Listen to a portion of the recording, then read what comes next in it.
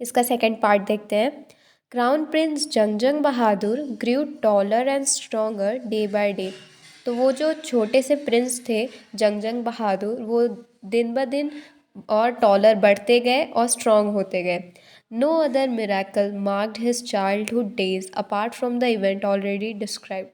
तो जो अभी इससे पहले वाले पार्ट में हमने पढ़ा था कि उनके बचपन में वो 10 दिन के थे तभी उन्होंने बोलना शुरू कर दिया था और उन्होंने बड़ी बड़ी बातें की थी। वही एक चीज़ थी जो कि एक मिरेकल हुआ था उनके साथ। उसके बाद उनके साथ ऐसा कोई इवेंट नहीं हुआ जो कि एक जिसे हम कोई एक मिरेकल कह सकते हैं। The boy drank the milk of an English cow, was brought up by an English nanny, tutored in English by an Englishman, saw nothing but English films, exactly as the crown prince of all the other Indian states did. तो इसमें आगे कह रहे हैं कि वो जो boy था, मतलब यहाँ पे वो छोटे राजकुमार की बात हो रही है, वो इंग्लिश काऊ जो थी उसका दूध पीते थे और उन्हें एक इंग्लिश नैनी मतलब जो दाई होती है उन्हें नैनी कहा जाता है। तो एक इंग्लिश नैनी के थ्रू ही उन्हें बड़ा किया गया था। ब्रॉट अप मतलब बड़ा किया गया था, पाला पोसा गया था। Tutored in English by an English man मतलब एक इंग्लिश मैन, एक अंग्रेज़ के द्वारा ही उसे पढ़ाया गया था इंग्लिश में। और saw nothing but English film, और वो कुछ भी नहीं देखते थे सिवाय इंग्लिश फिल्म्स के। और ये ऐसा जो है इन्हीं के साथ नहीं, ऐसे और भी सारी क्राउन प्रिंसेस के साथ होता था जो कि इंडियन स्टेट में रहते थे।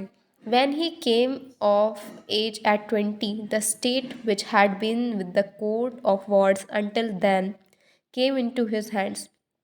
अब कोर्ट ऑफ वॉर्ड्स क्या होता है कि जब ब्रिटिशर्स की ईस्ट इंडिया कंपनी हमारे इंडिया में आई थी, तो जो राजकुमार होते थे जिनके मम्मी पापा की डेथ हो जाती थी, तो उसको जो है जब तक वो राजकुमार 20 साल का नहीं हो जाता था तब तक उस ईस्ट इंडिया कंपनी को वो सौंप दिया जाता था और ईस्ट इंडिया कंपनी ही उसका देखभाल करती थी उस राज्य का। तो ऐसा इनके साथ भी था कि इनको जब तक ये 20 साल के नहीं हुए थे तब तक ईस्ट इंडिया कंपनी हेल्प कर रही थी इनका सब कुछ संभालने में, और जब ये 20 साल के हुए तब इनका राज जो है वापस इनके हाथों में सौंप दिया गया था। But every one in the kingdom remembered the astrologers prediction. लेकिन सभी लोग जो थे किंगडम में, उनको जो एस्ट्रोलॉजर ने प्रेडिक्शन की थी, भविष्यवाणी की थी, उसके बारे में सब कुछ याद था। Many continued to discuss the matter, और बहुत जो थे वो इस मैटर को जो हुआ था उसके बारे में डिस्कशन करते थे। Slowly it came to the Maharaja's years, और धीरे धीरे ये बात जो है वो महाराजा के कानों तक पहुंची कि सब ये सब बातें कर रहे हैं जो प्रेडिक्शन, जो भविष्यवाणी की थी एस्ट्रोलॉजर ने। There were innumerable forest in the Pratibandhapuram state. Innumerable मतलब मैनी, तो बहुत ढेर सारे फॉरेस्ट जो है प्रतिबंधपुरम में थे। They had tigers in them, उनमें टाइगर्स भी थे। The Maharaja new the old saying, you may kill even a cow in self defence. तो अब महाराजा जो है उनको ये पता था कि पुरानी एक कहावत थी, ओल्ड थिंग मतलब एक पुरानी कहावत थी कि आप अपने बचाव में एक गाय तक को भी मार सकते हो, क्योंकि गाय का इन्होंने यहाँ पे इसलिए यूज़ किया है क्योंकि गाय जो है उसकी तो हम पूजा करते हैं, तो उसको तो कोई मारना मतलब पाप अपने ऊपर, पाप के भागीदार बनना है। तो इसी वजह से इन्होंने कहा कि जब आप एक काऊ को मार सकते हो तो फिर टाइगर को भी तो मैं मार ही सकता हूँ। तो ये अपने सेल्फिशनेस में बोल रहे हैं क्योंकि इनको डर है कि इनकी मौत जो है टाइगर से ही होगी, तो ये सारे टाइगर को मरवाना चाहते हैं। There could certainly be no objection to killing tigers in self defense. तो जब हम काऊ को मार सकते हैं सेल्फ डिफेंस में, तो हम टाइगर को अगर किल कर रहे हैं अगर अपने खुद के बचाव के लिए, तो इसमें किसी को कोई ऑब्जेक्शन नहीं होना चाहिए।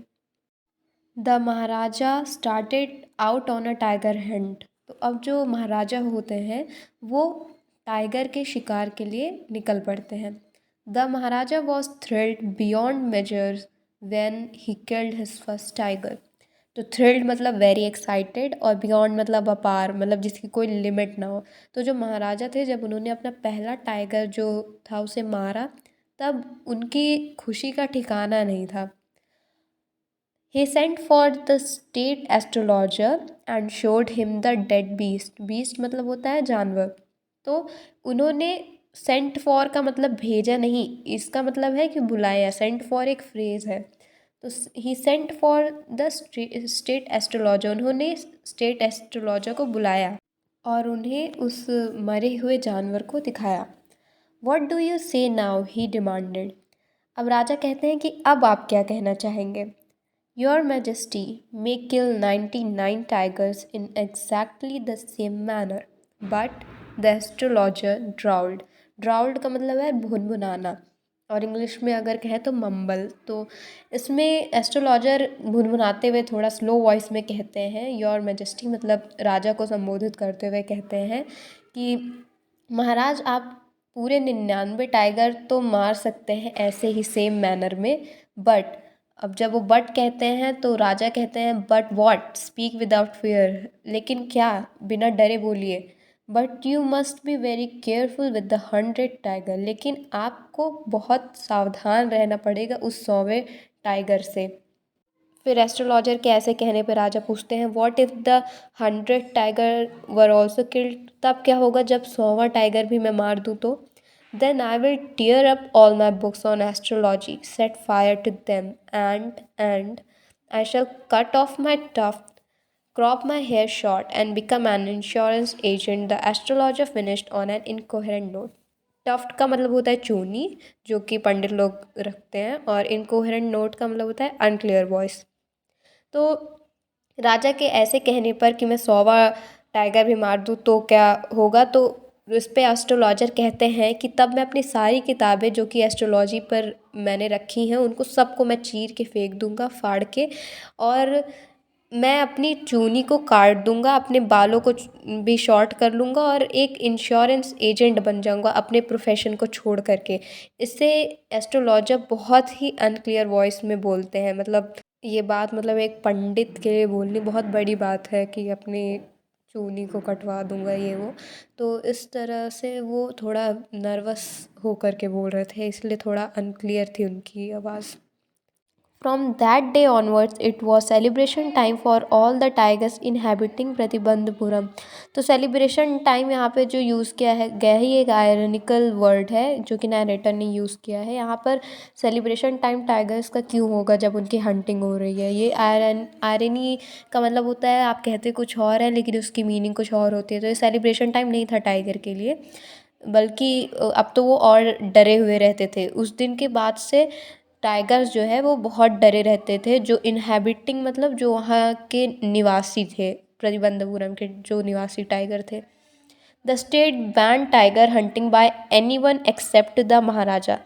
और जो स्टेट था उसने बैन कर दिया था टाइगर हंटिंग को, सिवाय राजा के कोई भी वहाँ पर टाइगर की हंटिंग नहीं कर सकता था। A proclamation was issued to the effect that if anyone dared to fling so much as a stone at a tiger, all his wealth and property would be confiscated। तो proclamation मतलब official announcement, जो कि राजा की तरफ से announcement की जाती है ऑफिशियली, और फ्लिंग मतलब टू थ्रो, और कॉन्स्फिक्टेड का मतलब होता है जब्त कर लेना। तो एक ऑफिशियल अनाउंसमेंट निकाली गई, इशू की गई कि अगर कोई भी किसी ने भी हिम्मत की कि वो एक भी डेयर टू का मतलब किसी ने भी हिम्मत की कि वो एक भी पत्थर टाइगर के ऊपर मारेगा तो उसको उसके सारी जितनी भी धन संपत्ति और प्रॉपर्टी है उसकी सारी धन संपत्ति जब्त कर ली जाएगी। The Maharaja वॉव्ड he would attend to all other matters only after killing the 100 tigers.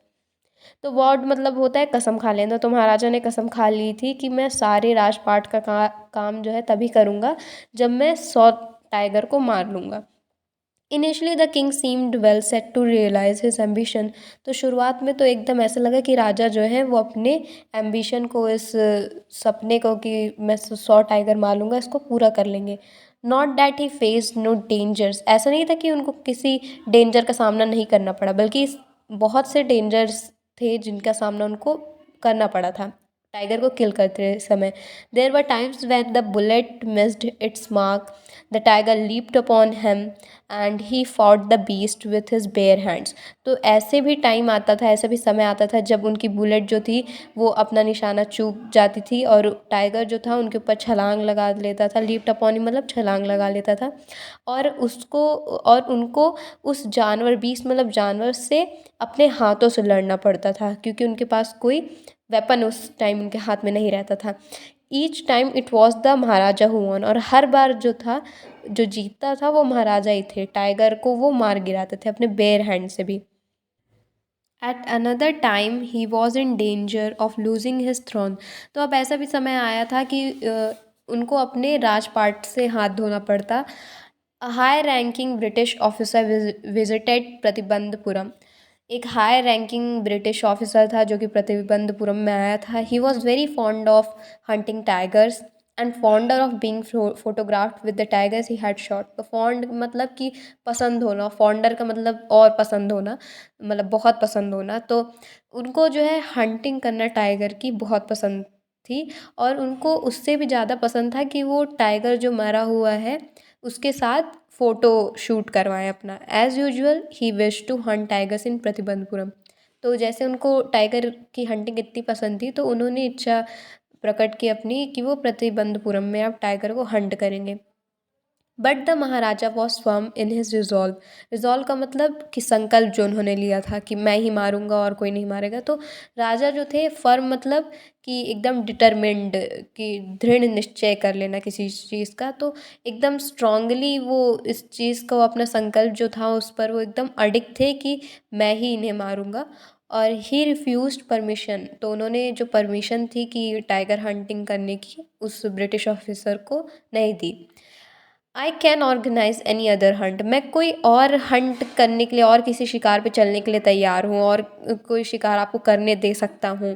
You may go on a bore Hunt. आप एक बोर का शिकार कर सकते हैं। बोर एक जंगली सुअर होती है। You may conduct a mouse hunt. आप एक चूहे की का शिकार कर सकते हैं। We are ready for a mosquito hunt. हम आपके मच्छर के शिकार का भी परमिशन आपको देते हैं। लेकिन tiger Hunt, but tiger Hunt that's impossible. लेकिन एक टाइगर के शिकार वो तो इम्पॉसिबल है। अब यहाँ पे जो ये मॉस्किटो हंट और माउस हंट का यूज़ किया है नैरेटर ने, इसे मतलब इस पूरी स्टोरी को इंटरेस्टिंग बनाने के लिए कि आप हंसे इसको सुन करके, इसलिए यूज़ किया है। बाकी इसका कोई रेलेवेंट नहीं है इसमें। The British officer's secretary sent word to the Maharaja through the Diwan that the Durai himself did not have to kill the tiger. तो दीवान मतलब कि मंत्री, और ये राजा के मंत्री की बात हो रही है। और दुराई जो है एक तमिल वर्ड है जिसका मतलब लीडर होता है। तो दुराई यहाँ पर कौन है? वो जो ब्रिटिश ऑफिसर हाई रैंकिंग का आया है वो है। और दीवान उस महाराजा के मंत्री को कहा गया है।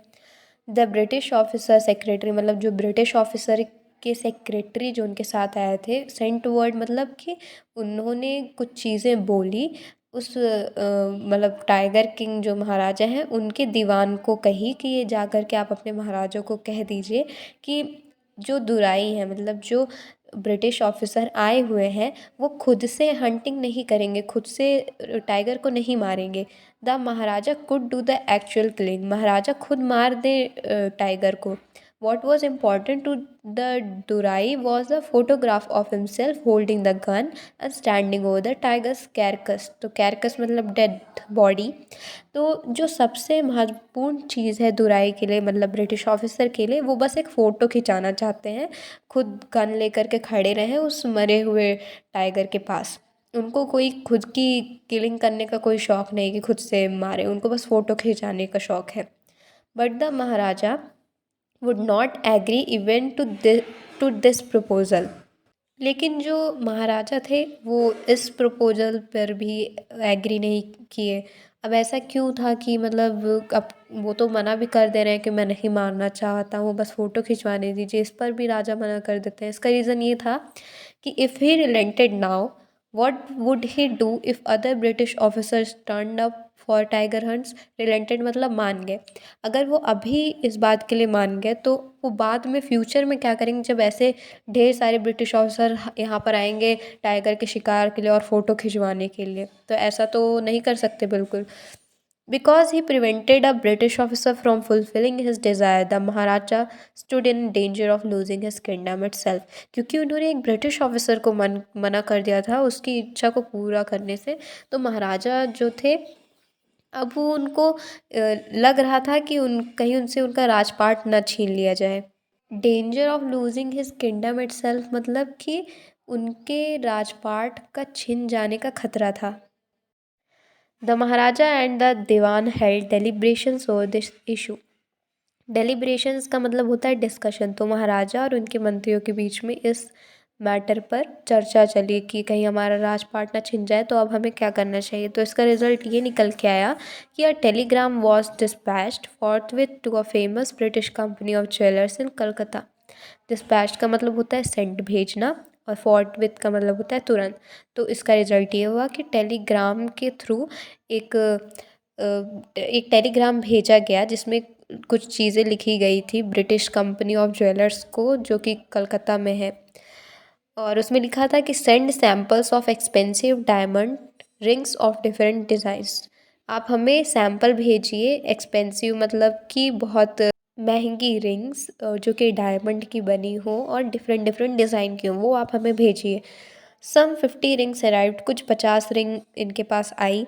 The Maharaja send the whole lot to the British officers good lady. तो उन्होंने महाराजा ने क्या किया कि पूरा जो 50 रिंग जो आई थी वो उस ब्रिटिश ऑफिसर की वाइफ को भेज दिया। गुड लेडी का मतलब है कि यहाँ पे उनकी वाइफ को डिनोट किया गया है। The king and the minister expected the Duraisani to choose one or two rings and send the rest back. तो दुराइसनी एक फिर एक तमिल वर्ड है जिसका मतलब होता है वाइफ ऑफ द लीडर। तो उन ब्रिटिश ऑफिसर की वाइफ के बारे में बात हो रही है। तो किंग और उनके मिनिस्टर ने ये पहले से सोचा था, एक्सपेक्ट किया था कि हाँ इनकी वाइफ कौन सा पूरा 50 का 50 ले लेंगी, बहुत होगा तो एक आध दो रिंग ले लेंगी और फिर बाकी वापस भेज देंगी। लेकिन इसका पूरा उल्टा होता है। Within no time at all the Duraisani sent her reply, thank you very much for your gifts. तो बिना समय लगाए उस ब्रिटिश ऑफिसर की लेडी ने फिर रिप्लाई किया टेलीग्राम के थ्रू कि आपने जो गिफ्ट दिया है उसके लिए बहुत धन्यवाद आपका। तो मतलब उन्होंने पूरी रिंग्स ले ली थी। इन 2 days a bill for 3 lakh of rupees came from the British jewelers। 2 दिन के अंदर उस कलकत्ता में जो ज्वेलरी शॉप थी वहाँ से बिल आया जो कि 3 लाख रुपए का था। और उस टाइम पे 3 लाख रुपए मतलब बहुत बड़ी अमाउंट होती थी। आज के टाइम पे कम होगी लेकिन उस टाइम पे बहुत मायने रखते थे। The Maharaja was happy that though he had lost 3 lakh of rupees he had manage to retain his kingdom. तो महाराजा जो थे वो खुश थे कि भले हमारे 3 लाख रुपए चले गए लेकिन हमारा किंगडम तो हमारे पास है, हम उसे बचा तो पाए। रिटेन का मतलब होता है प्रिवेंट, मतलब बचा कर रखना या फिर बनाए रखना। अब इससे क्वेश्चन आ सकता है कि how the king had manage to prevent his kingdom. Thanks for watching, stay tune for the next video.